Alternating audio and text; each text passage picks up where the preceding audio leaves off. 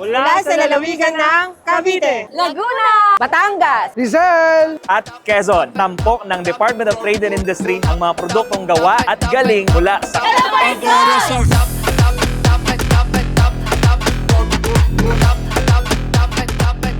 If we patronize our own, then magiging mas maunlad ang Pilipinas. Noon mo ma-realize na hindi lang para ito basta-basta, hindi lang para ito yung parang natural, automatic na ginagawa ng DTI, pero meron pa lang nakaka-appreciate ng mga journey.